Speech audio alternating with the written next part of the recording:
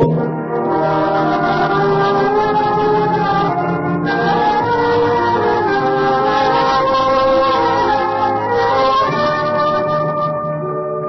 President, starring Edward Arnold.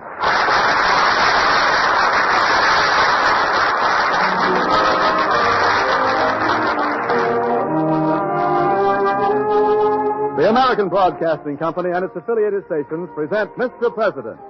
Mr. President at home in the White House, the elected leader of our country, our fellow citizen and neighbor. These are little-known stories of the men who've lived in the White House. Dramatic, exciting events in their lives that you and I so rarely hear. True human stories of Mr. President.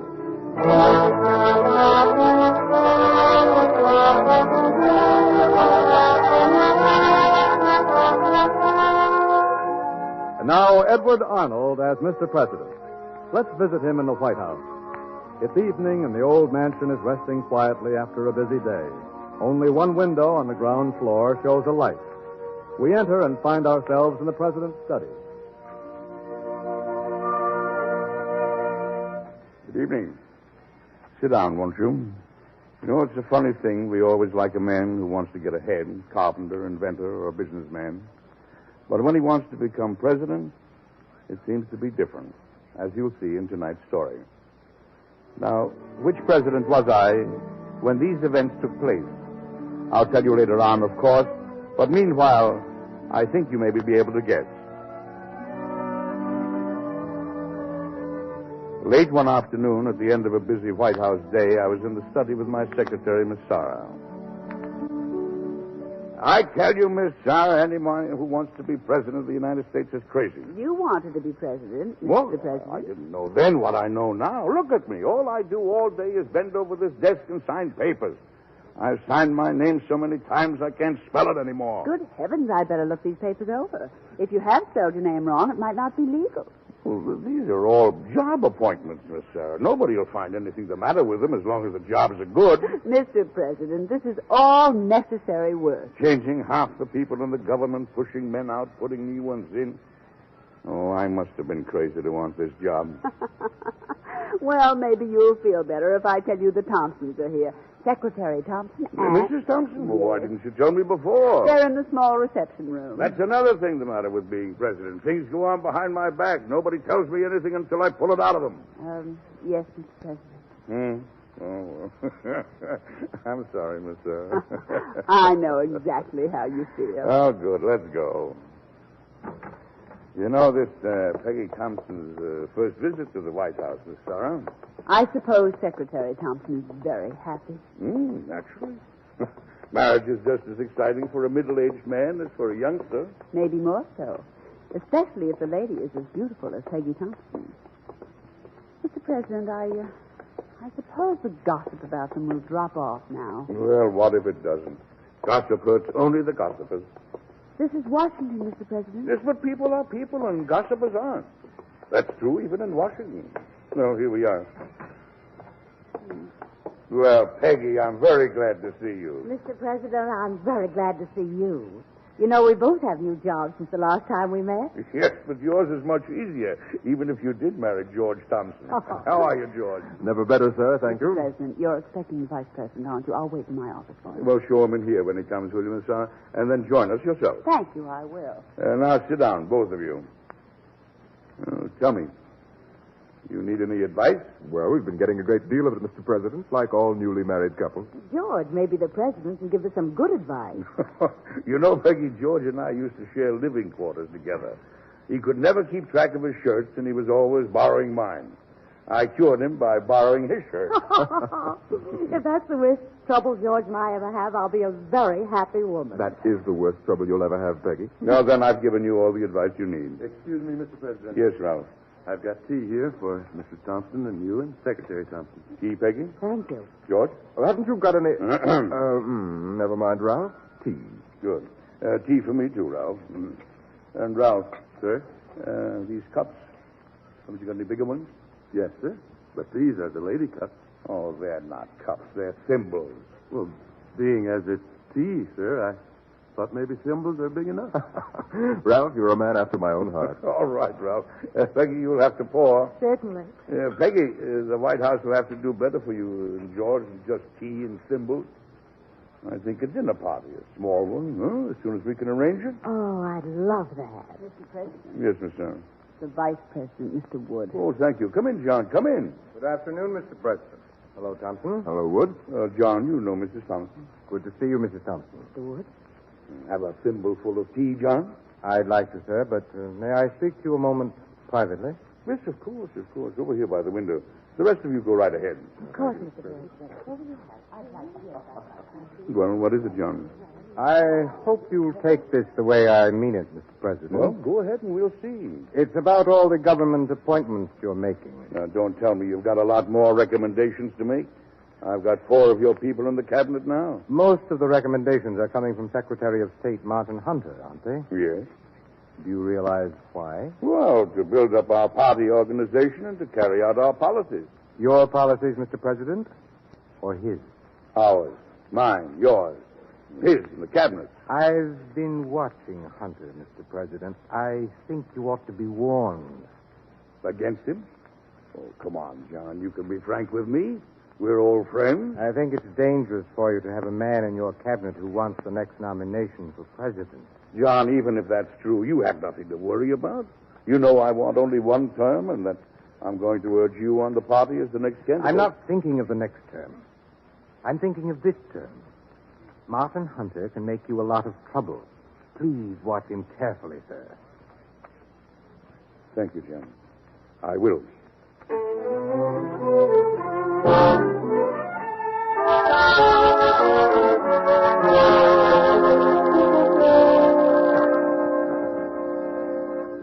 Mr. President, I've got to warn you about John Wood.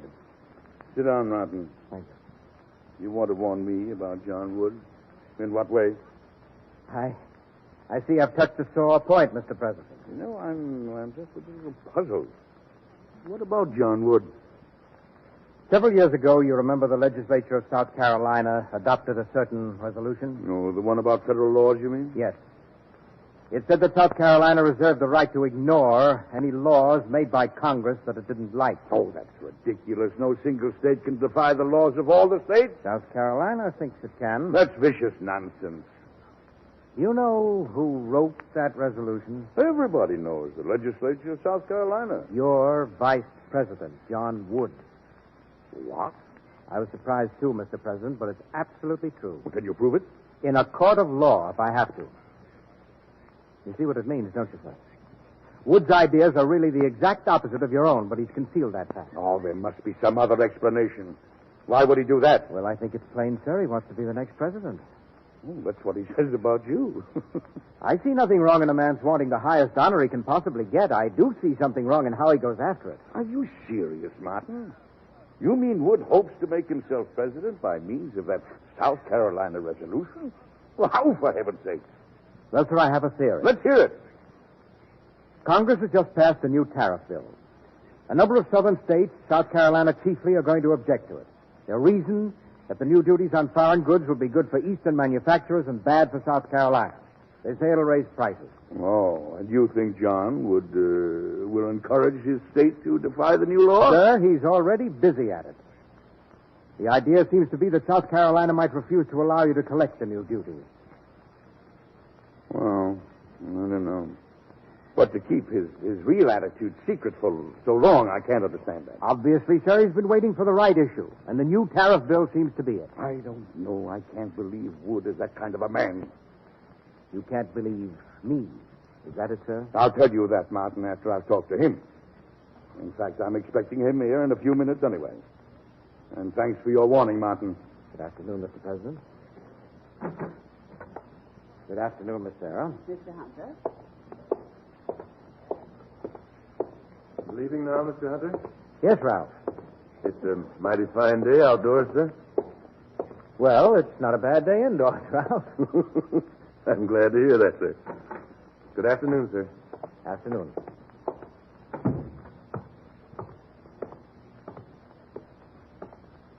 Oh, Mr. Wood. Hello, Hunter. On your way to see the president? Yes. Could you spare me a moment or so? Right here? If you like. Beautiful day. Yes, it is. Well, that's one thing we agree on, at any rate. Meaning there's not much else, hmm? I thought this was a good chance for us to understand each other. Oh, I think I understand you, Hunter. Oh? You're a very ambitious man. Is that a compliment or an accusation? You'd like to be in the White House. Well, I'm not an impatient man, Wood. I may have to wait 8 years. You're a comparatively young man, Hunter. But I don't want to wait more than 8 years. Oh? You're sure the president will have 2 terms? I know that he only wants one. And that you were made vice president with the understanding that you'd be president after that. I see. And you expect me to last only 1 term? If you get it. Oh, you want the next nomination. I don't want you to have it. Thanks for the warning.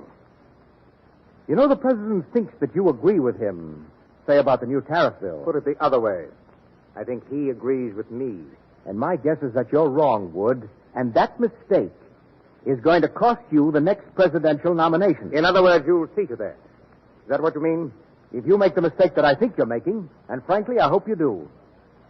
Hunter, I take it we're open enemies. If you turn against the president, you and your 4 friends in the cabinet. Hunter, you said you don't want to wait 8 years to enter the White House. If there's anything I can do about it, you'll wait the rest of your life. And it's very interesting, isn't it? We met just now as you're leaving the White House, and I'm going in.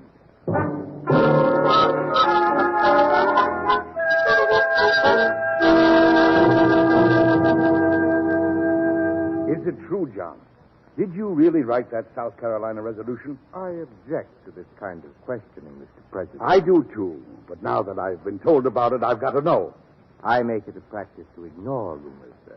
John, you and I were put on our ticket together for definite reasons. Our ideas were a lot alike. And I had another reason. I felt I could have absolute faith in you. If I was wrong about that, it changes everything now, doesn't it? I don't know of anything I want to see changed, Mr. President. And I can't be responsible for gossip. Is it gossip that you were the real author of that resolution? The legislature wrote it. I'm told that you did. Well, yes, I did. Why didn't you tell me this before? For an obvious reason, Mr. President. It had to appear as the work of the legislature, not of one man. But look here, we've had dozens of political discussions. You let me think you agreed with me when you really thought exactly the opposite. I don't believe any state has the right to defy a federal law, and you do. Our ideas could be reconciled, Mr. President. That's impossible. Why weren't you open and above board about this? I don't see anything wrong in our having contrary opinions. Oh, don't you, on a basic question like this? Mr. President, you remember I did warn you about the tariff bill. It's going to touch off trouble in my state. The authorities may refuse to allow the federal government to collect the duties because they'll raise prices. And I warn you again, now there'll be trouble. I thought that was a sincere warning. I see now you want that trouble. That's the issue you've been waiting for. Well, you're vice president, and we've got to manage together somehow for the rest of the term. But you'd better know it right now. I'm not going to recommend you as the candidate to succeed me. If you want to be the next president, you won't do it with my help. It was Hunter who started this misunderstanding, wasn't it? Yes, he gave me the information. I've told you he has his own eye on the White House. And you have yours. I don't object to that in itself. I'm sorry this has happened, Mr. President. I'm sure you are. Now you can't be what you hope to be. The real president with me is your spokesman. But I'm not your president. You're my vice president.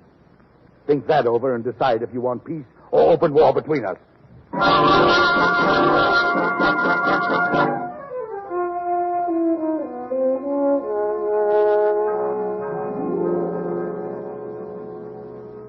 Which pair of shoes do you want, Mr. President? Oh, the black ones, Ralph. With the black suit, sir? That's right. How about something more cheerful, sir? Well, I'm not feeling cheerful, Ralph. Well, this gray suit would make you feel much better. Besides, Miss Sarah always say that you look better in gray than in black. That brings up a question, Ralph. Do we dress to please other people or ourselves? That depends, sir. On vanity, sir. Oh. Vanity's a terrible thing. And if you insist on that black suit only to please yourself, that's vanity, sir. Ralph, I'll wear the gray suit. Yes, sir. Excuse me, sir. Sure.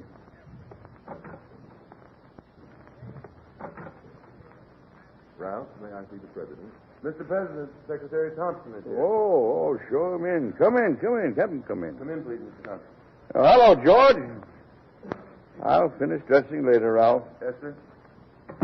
Miss Sarah said I could come up, Mr. President. I only dropped in to be sociable. Well, I'm not feeling very sociable at the moment. But since you're here, you'd better know. Something about Jim Wood. He went past me downstairs just now without saying a word. Well, he and I have virtually split. So quickly. It may affect the cabinet very seriously. There are 4 men who will probably side with him on the tariff, for instance. Oh, couldn't you ask him to resign before trouble starts? I haven't a real excuse. Wood may change his attitude. But, sir, if he doesn't. We'll see. Tell me, how's Peggy? Oh, fine. She sent you her regards, of course. By the way, we haven't had that little dinner party for you yet. Oh, don't worry about it, sir. We've been pretty busy with social events anyway. Oh, really? And how's Peggy enjoying it? Oh, fine, I think. You think? Well, you know the gossip there was about her while her first husband was drinking himself to death in Europe, and I was falling in love with her here in Washington. Well, you and Peggy just ignore it, that's all. Where are you going tonight? To the Navy ball. I didn't want to go, but Peggy's anxious. Well, she's right. The only way to fight gossip is to meet it head on. Have a good time, George.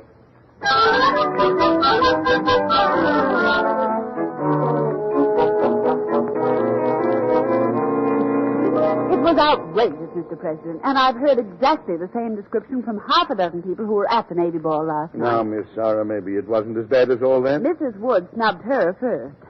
John Wood's wife? You know how she is, Mr. President. Oh, she's a fine woman, Miss Sarah. Well, certainly, but she's also the self-appointed social ruler of Washington. Mr. Thompson walked up to Mr. and Mrs. Wood at the ball. Mrs. Thompson was beside him, of course. And when she came near, Mrs. Wood very elaborately turned away. It was a deliberate insult. Oh, I feel very sorry for Peggy. After that, most of the other women snubbed her, too. The Thompsons went home early. Mm-hmm. John Wood's wife started it, huh? Obviously because of that gossip. Maybe. I mean, maybe there's more to it than that. More to it? Maybe that snub was really meant for me. Oh. Through Peggy Thompson and her husband. And, Miss Sarah, I'm going to give a dinner party for the cabinet, let's say, next week. Is this the dinner for the Thompsons we were talking about? Well, in a way, except I want the whole cabinet invited and Mr. and Mrs. John Wood. Get the invitations out as soon as you can, Miss Sarah.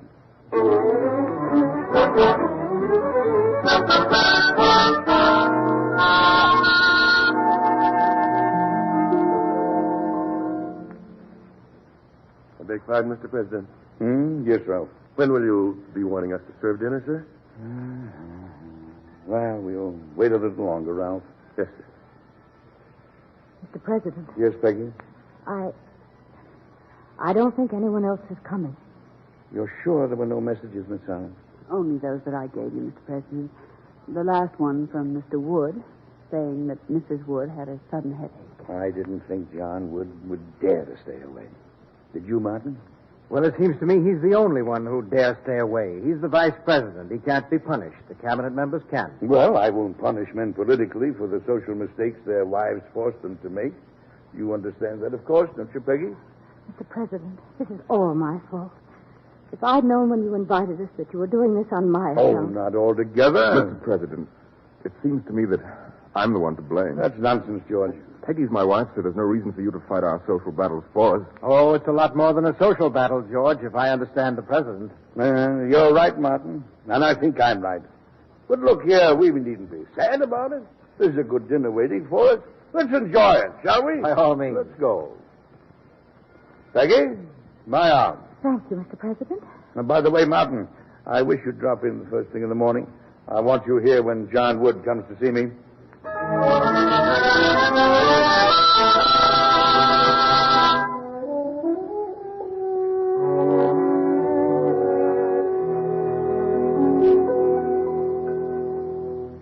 Sit down, Martin. Now, John, I want you to understand this. Peggy Thompson is a fine woman, and I do my best for her under any conditions. I do it for your wife under the same conditions. I'm sure my wife would be obliged, Mr. President. But I had still another reason for giving the dinner last night. I wanted you to know I understand exactly what you started the other night at the Navy Ball. I started? When your wife insulted Mrs. Thompson. My wife makes her own social decisions, sir. I'd like to believe that. But I think I know better. Peggy Thompson is a fine woman. But you went out of your way to hurt and insult her, only to make trouble for me, to break up the cabinet and hamstring the administration. The cabinet is one thing, Mr. President. Social standards are another. Oh, not in Washington, Wood. I'll be frank, John. The dinner failed, but it showed me how far you're willing to go and what kind of weapons you're willing to use. The matter would be solved if George Thompson resigned from the cabinet. Do you think I'd let him leave the cabinet for a reason like that? If he can't get along with the other cabinet members, He gets along with Martin Hunter, all right. I'm sure Wood means his 4 friends in the cabinet. you could hardly ask him to resign because of a social quarrel, Mr. President. Well, why don't you suggest that Hunter resign? I suggest nothing, Mr. President. John, I warn you. I'm willing to respect your political convictions, but you're going at it the wrong way. I've got to go the way my conscience tells me.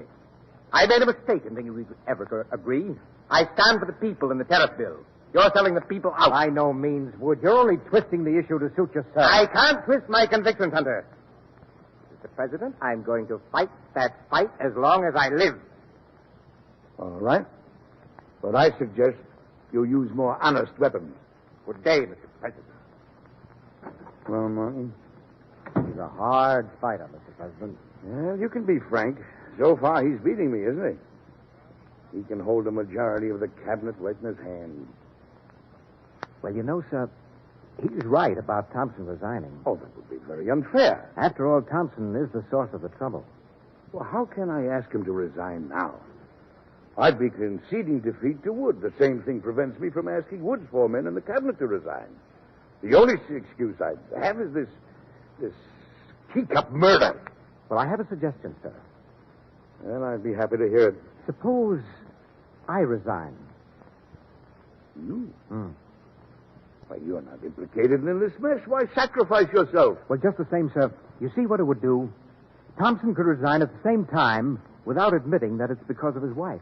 Well, you'd be risking your future. I leave that to you, Mr. President. And Thompson's. Now, wait a minute. Martin, you may have a very, very good idea there. I'm sure of it, sir. I mean, better than you think. Miss Sarah. Yes, Mr. President. Come in, Miss Sarah. I want you to send a letter.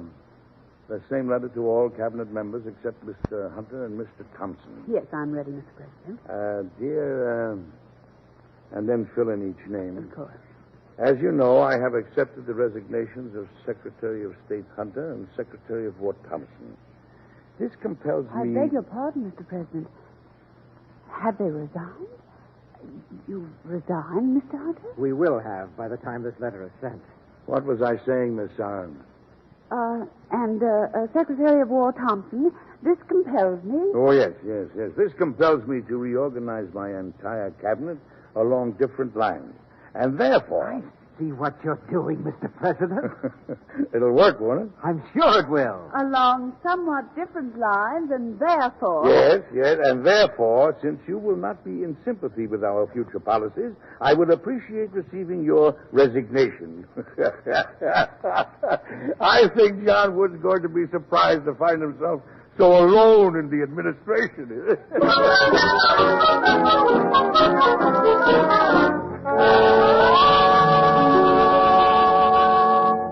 John, I want you to see this list before I make it public. Your new cabinet, I presume. Look at it carefully. I have. I made a bad mistake in my first cabinet, thinking that you and I had the same ideas, and I accepted 4 of your men. Now they're gone. You and the people who think like you have no allies in my administration anymore, except you. I have allies in my own state, in Virginia and elsewhere. John, for the last time, don't you realize where your ideas will take you? It's where they'll take the country that I'm interested in. Here you are, the vice president of the whole country, and you're leading your state into defiance of the federal government. Don't you see where that can lead? We're right. The country will go our way. Very well. I can't make you see it. But I am ready for you now, John.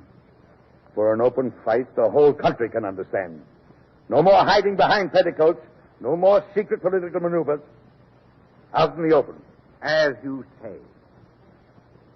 You know, John, we might have done some great things together. But you've turned the wrong way. And you're going to lose. You're not going to be the next president. And you're not going any further in this fight because you're going to lose it. Now, you go ahead, John. I'm ready for you.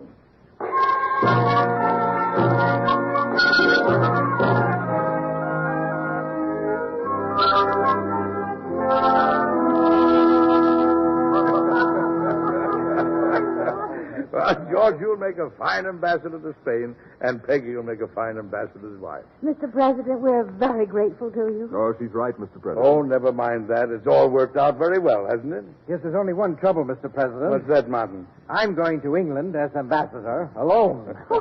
I'm not worried about you, Martin. You'll get along beautifully in London. Good night, Mr. President. Goodbye, sir. Thank you again. Goodbye, Miss Sarah. Goodbye, Mrs. Thompson. And have a pleasant voyage, and write to me often, all of you, won't you? Goodbye, Mr. President. Goodbye. And you won't leave me in England too long, will you? You know, I've been thinking, Martin. Of course, there's time yet, but suppose I ran for a second term. Wouldn't you like to be vice president? You, sure you can beat John Wood? Well, if I don't, maybe I'll join you in England. I'm not worried about that. Goodbye, Mr. President. Goodbye. Sarah. Goodbye, Mr. Hunter. Well, Mr. President, Yes, Miss Sarah. I hear you say something to Mr. Hunter about your running for a second term. Why, well, yes. I only mentioned it, of course.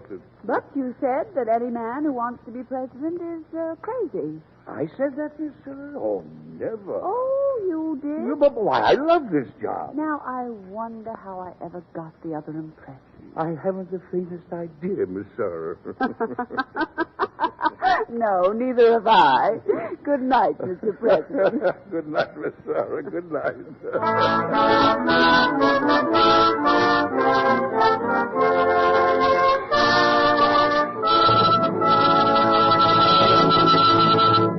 Well, maybe you've guessed by now that the president of tonight's story was Andrew Jackson in the year 1832. His vice president was the brilliant John C. Calhoun, who soon led South Carolina into the famous nullification fight and almost open rebellion 30 years before the Civil War, and who never did achieve his ambition to become president. And the man called Martin Hunter this evening was Martin Van Buren, who did reach the White House in 1837. Come and see me again next week, won't you? I'll have another story for you about the White House and Mr. President that I'm sure you'll enjoy. Good night.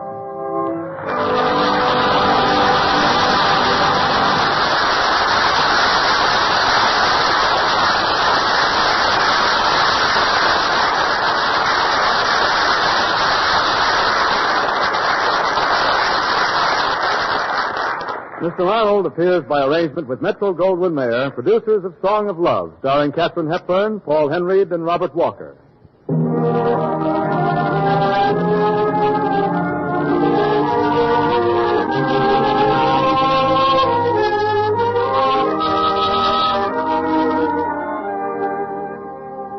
Mr. President is presented each week by the American Broadcasting Company and its affiliated stations.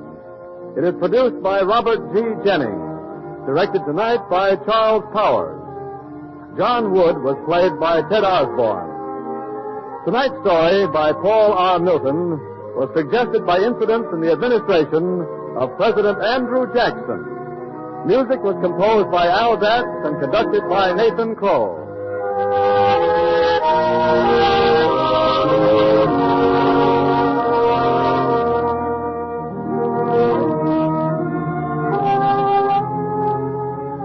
This is Don Lowe inviting you to listen again next week when Edward Arnold brings you another story of Mr. President. Now here's a special program note. What can we do to improve religious and racial relationships in America? Be sure to hear this question discussed on America's Town Meeting next Tuesday night. This is ABC, the American Broadcasting Company.